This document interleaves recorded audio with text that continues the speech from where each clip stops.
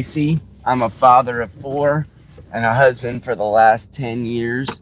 And I have been graced over the last 2 weeks with the birth of my fourth baby.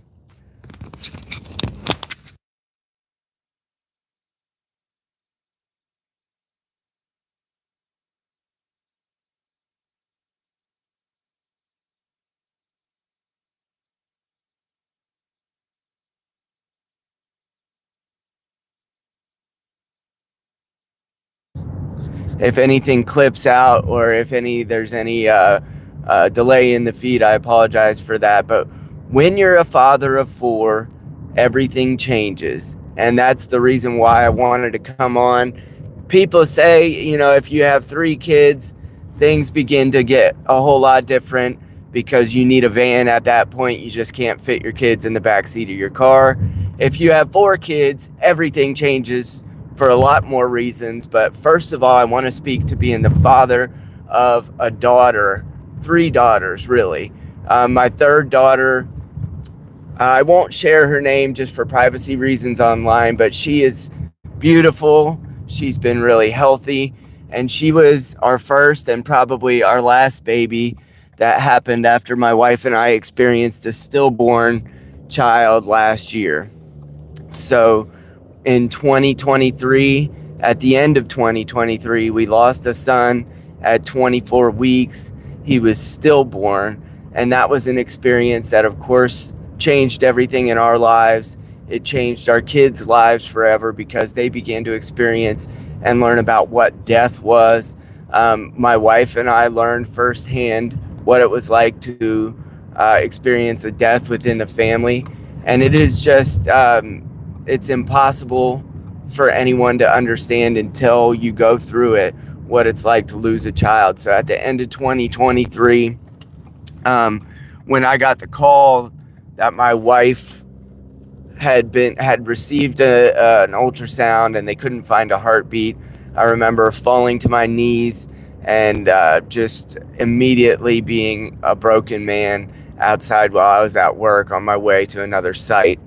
So after that, when my wife became pregnant for the fifth time, it was an unbelievable blessing and something that you no longer take for granted. All of the ways that the birth and pregnancy process is an absolute miracle.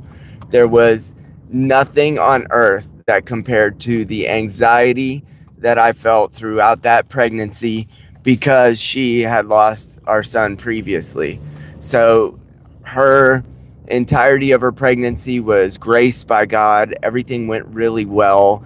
There was no reason to have any doubt that the baby was going to make it, and our baby girl came out healthy just about 2 weeks ago.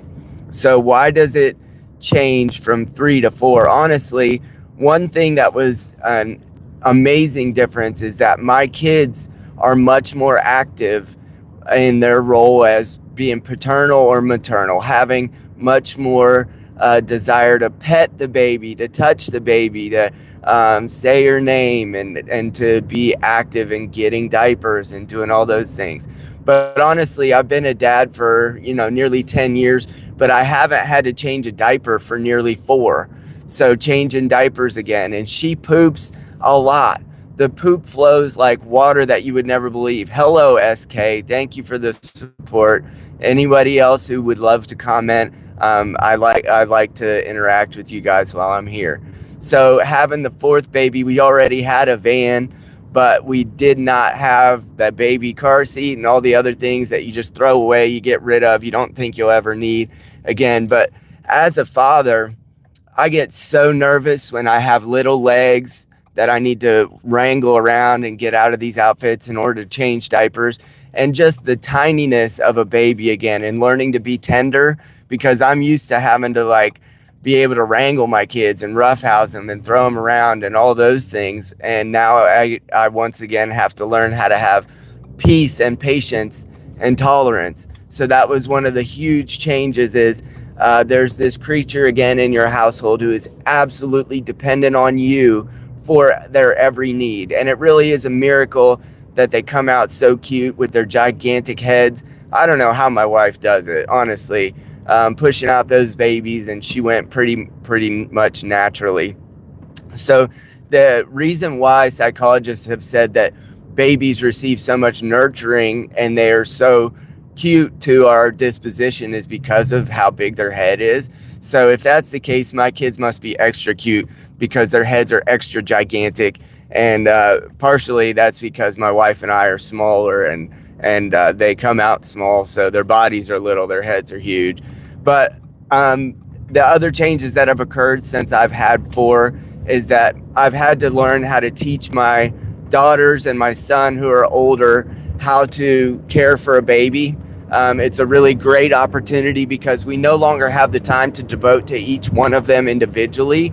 So learning how to not just use my time wisely, but also use my kids to be able to nurture each other, helping them to be more independent and to complete tasks like household chores, which we're really not very good at forcing them to do. Those types of things have been a huge blessing. They've been a huge help, but they're also, they treat the baby as a threat to their parental time. At least my oldest does, especially. So it's up to us to make sure that we spend one-on-one time with them as we go. I took her to the ballet a couple weeks ago, which I actually really enjoyed it.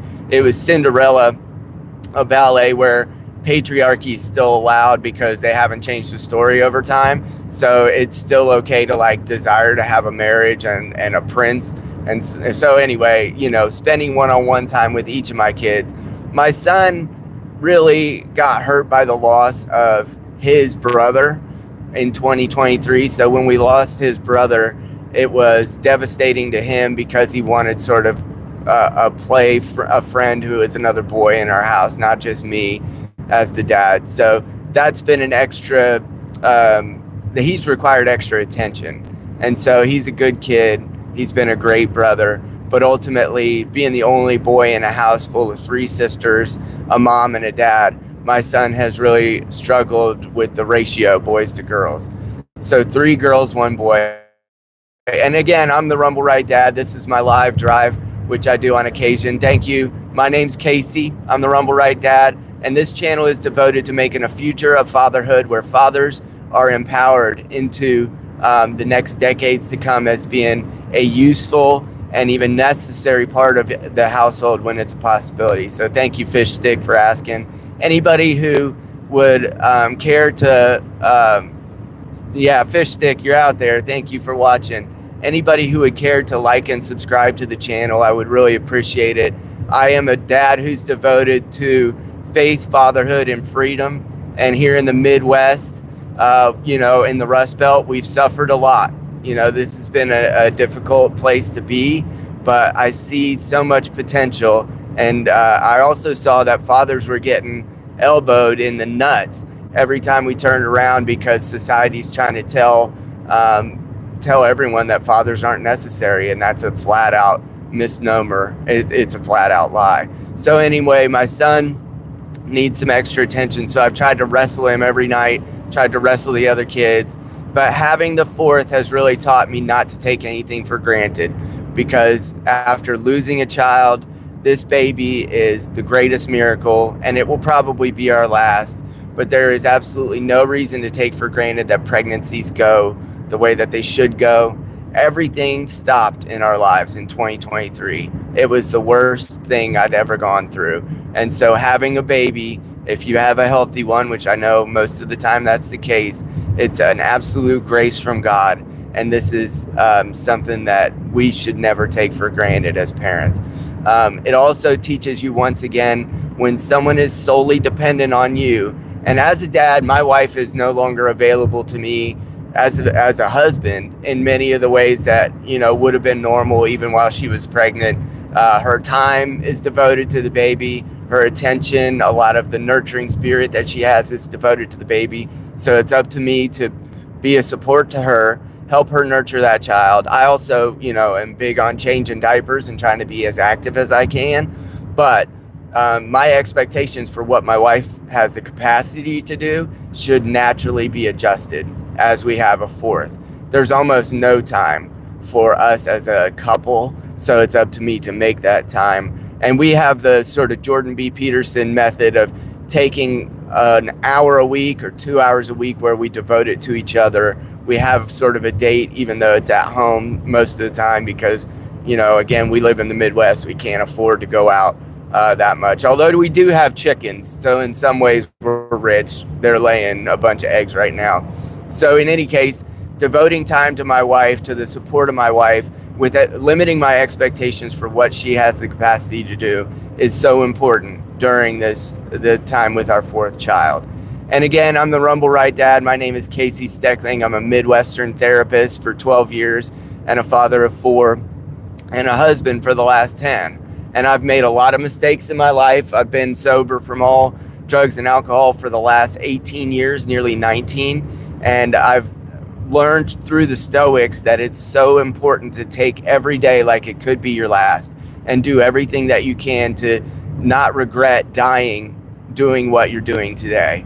So that, as a father, means that when I go to bed at night, I want to know that I didn't yell at my kids, in an untoward way unless it was absolutely necessary.